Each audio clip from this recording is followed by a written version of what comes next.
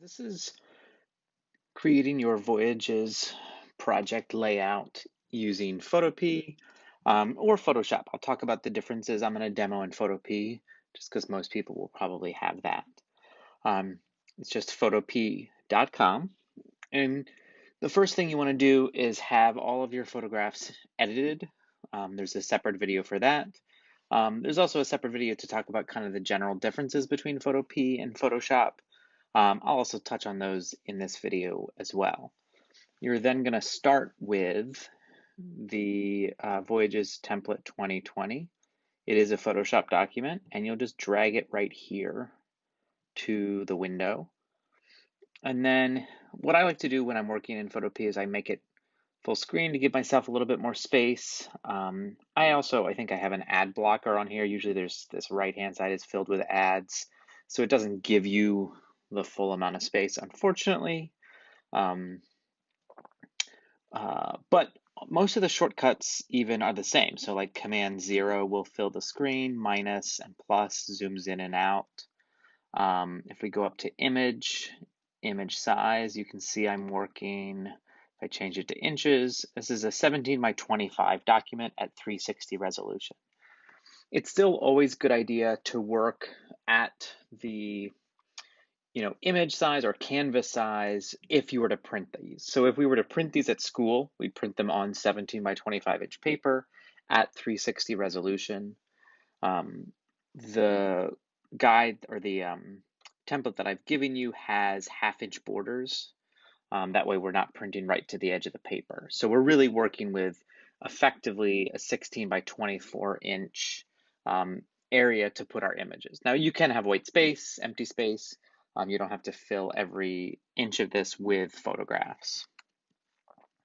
The other thing, and I've already done it, but I don't have an account that I'm logging into, so I don't know if it saves, but I'm going to go to View Rulers and View Snap, so that way images snap to each other, so they kind of click to each other, and that the rulers are in place, and that if I go to Edit Preferences, that my ruler units are in inches, so that helps. Now that I have my template, I'm going to want to start bringing images into Photopea.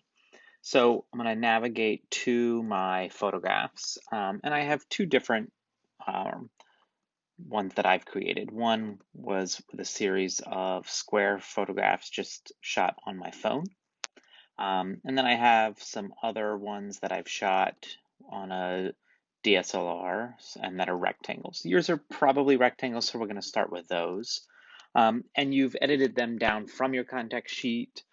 You've then selected the images that you're going to want to work with.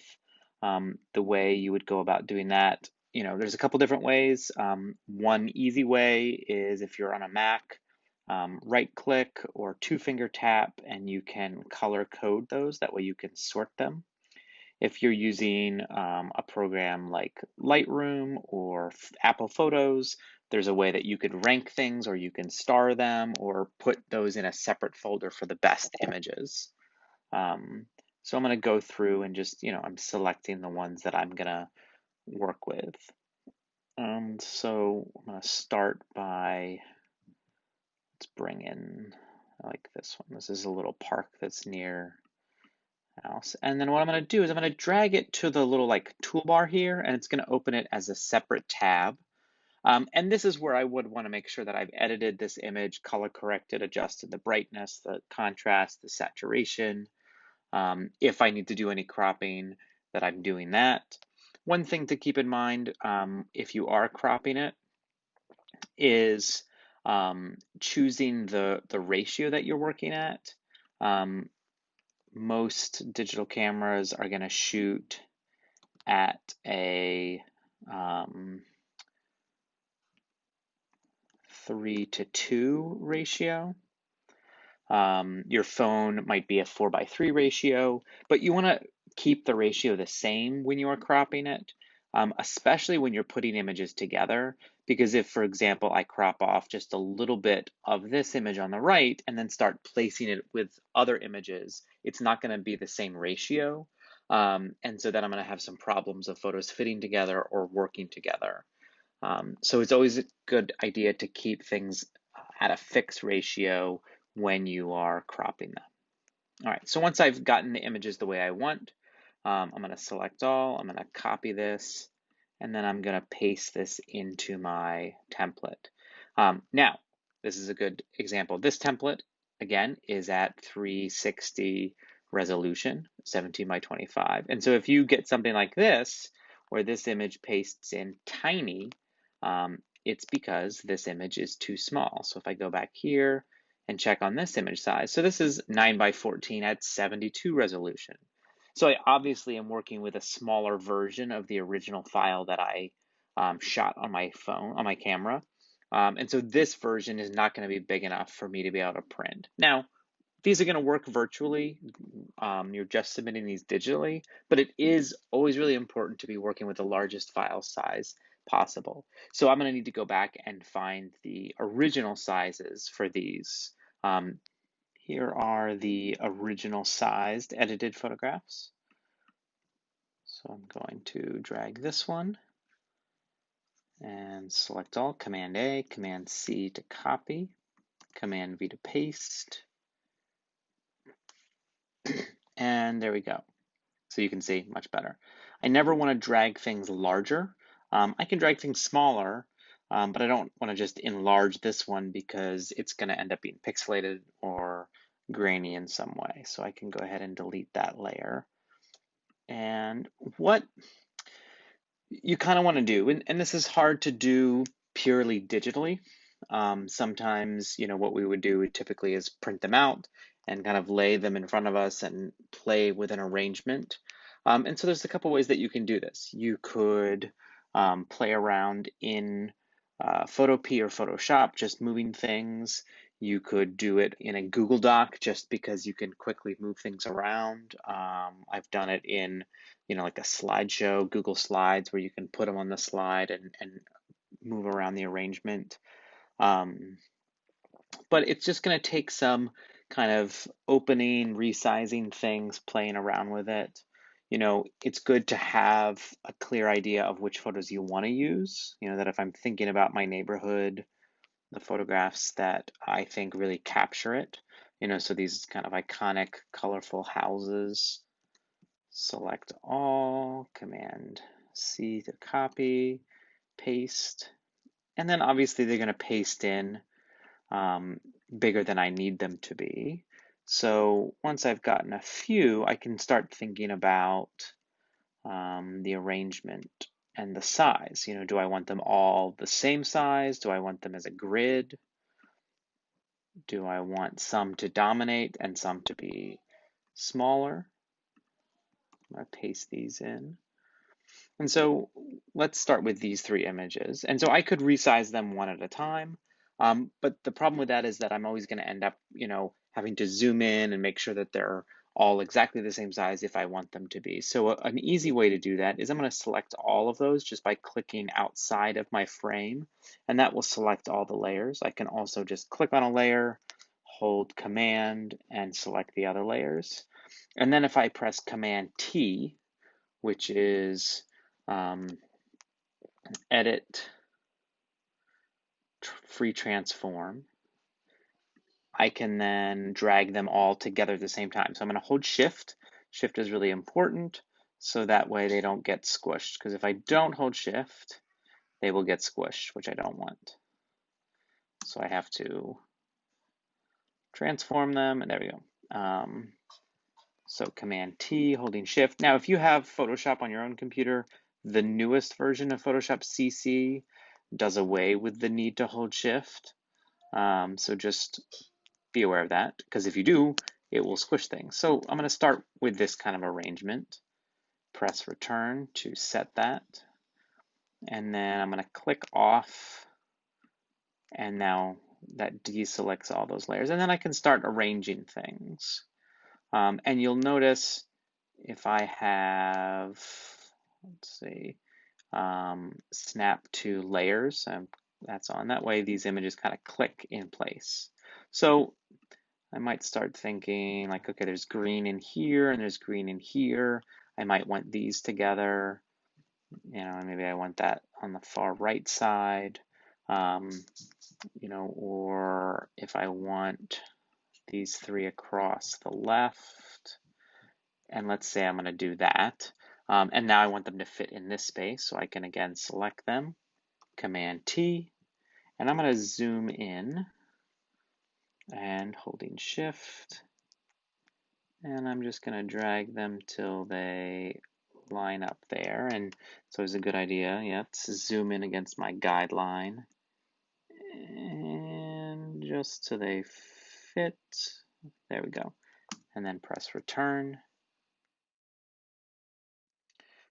So here's some student examples from the past, just to show you some of the arrangements. Some really kind of wacky ones, playing with, cropping and using layer masks to create these kind of interesting borders of color photos inset to a black and white image. One where this would be viewed vertically, so you could always rotate your canvas vertically.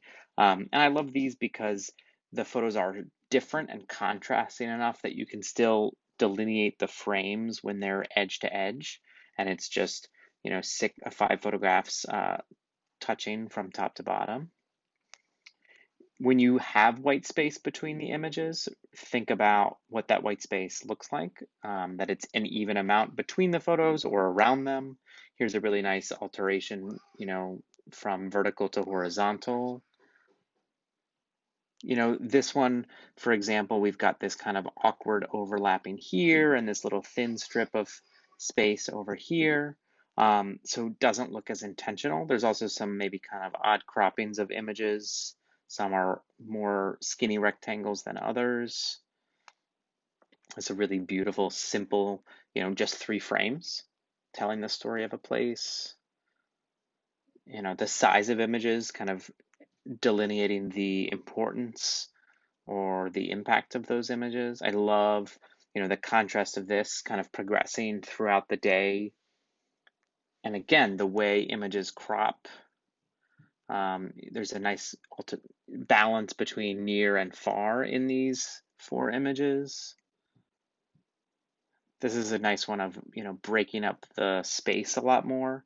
So instead of just each image occupying one part of the overall spread, you've got, these kind of clusters of images of multiple sizes. Here again, but really question, like, do we need this much white space? Like, why is this image not larger? I kind of like how some are touching and some aren't. This photograph is very squished to fit in that space. So either crop the photo to fit that space, or just make it smaller, or choose a different photograph. So really nice, like just 2 strips of images. They happen to all be horizontal, so it works in that way. You might have photographs that work that way. Another one. One thing that you probably will enter into is having a vertical image that you want to pair up with some of your horizontal images. So you can do a couple things. Oopsie. And so this is something I realized, that it is not Command T. Free transform is actually Option Command T. Command T will open a new tab since I'm working in my browser. So I have to get used to that. Option Command T will, oops, let me go back here. There we go. Make sure I'm on the right layer. I also want to make sure I'm on auto select. That way it automatically selects whatever layer I click on. So I'm using this, Option Command T, holding Shift. And so if I, that image was the same size as this, but if I want to place it next to it and have the heights be the same, I'm going to have to match the height from one image to the next. One thing that can help that, I can obviously zoom in and see as I'm changing that side, but I can also at any point click on the rulers and drag a guide down, and that's snapping to that image. So then I can do that. And then, whoops, see, again, Option Command T. and leave that like that. You know, and I might decide that um, because of the way these images work, they don't really work that well right up against each other, that I may need some space. And I may not like that one. Like maybe I place this. And I don't need much space, but I can decide kind of how much between those. And then once I decide, I can take a guide and bring that to rest. That way, any image that I put in this line will match that. The other thing that I can do is if I know a specific size that I want to bring in, I may decide, okay, I have 16 inches, so I want two 8-inch vertical images or the height to be 8 inches. I can resize the photo before I bring it in. That way I'm not dealing with transforming it. So I could go to image, image size, change this to inches, and specifically say, okay, I want the height to be 8 inches. It'll make the width whatever it needs to be. I don't ever want to make it bigger, but it's fine to make it smaller. And then select all, copy, and then bring that one over. So making sure I found in copy and pasting that I'm clicking on the background so that I'm copying from that and not copying from some other image. Yeah, like, oh, I'm noticing like, oh, these are starting to line up. Maybe I like that. So maybe I will draw a guide that snaps to there and drag a guide that snaps to there and then kind of put this in place and zoom in. Oopsie, again. And, it's my brain to want to line things up. I think as long as you're doing it intentionally, um, they don't all have to be on a grid, that things can have more space around them or be off a little bit, but that's just kind of where I'm starting. I might say like, oh, these look like they're running together too much, so maybe I'm moving that over here, and these are a nice grid, or these two look too similar because they're too green, so I need to go in and pick something that's, I really like this image. It's a vertical. Maybe I put two little verticals in there. So, I'm thinking about proximity. These are kind of far away, far away, far away. This is sort of a medium distance. This one is much closer. So maybe I will put that one in. Okay, and drag that layer to the top. Okay, and then let's find another one maybe that goes next to it. Let's see, that's another vertical. Let's see. Let's go with this one. I kind of like the color.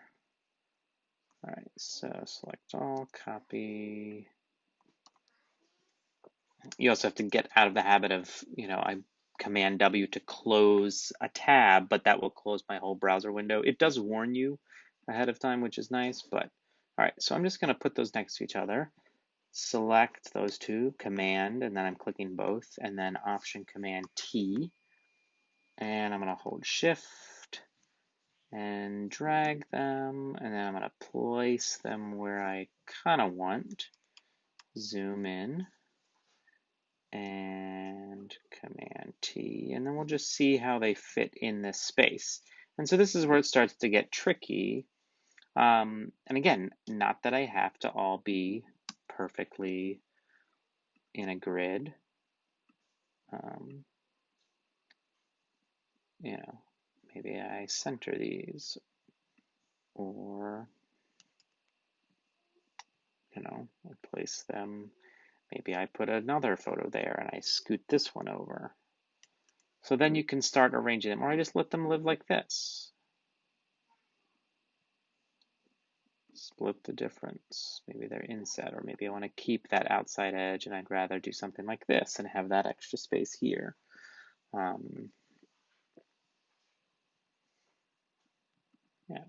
another one that I've done, this was my one using just the squares, which obviously is a lot easier because they all just fit perfectly with each other. I don't have to worry about horizontal or vertical. This one is definitely more about sequencing then. Where do things go? Did two different versions of it. Swapping out, these two look too similar, or that splitting them up was a little bit better. Okay. So once you are, feeling happy, or you say you need to take a break, um, nothing is saved within Photopea. So I want to definitely save as a PSD, as a Photoshop file. This will allow me to open it in Photoshop if I have Photoshop. It'll also allow me to continue to work on it.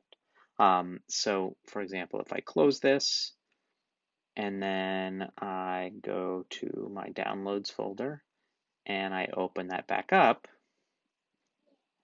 you'll see that I have all those layers, so I can work on them. Now, if I make even one little change, I need to then save as a Photoshop file, which will make a new version. So if I do that again, it will save another one. So you are dealing with a lot of files.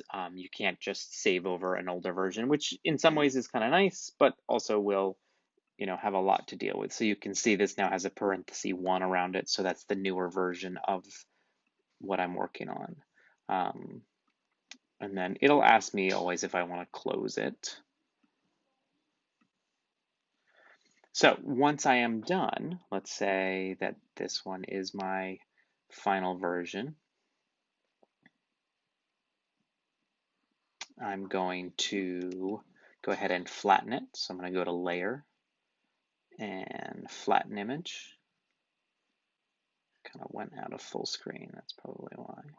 So now I have just my background layer. Now you can leave the guides. Those won't print. If you want to get rid of the guides just to be able to see it, sometimes they can be distracting. This is kind of nice. Obviously, I'm going to want another picture up here of some kind. But let's say I'm happy with this, so I flattened it. And then I'm going to go to File, Export as JPEG. And I want to make sure that that is maximum quality. You can see it should be 17 by 25. And then I'm going to save that.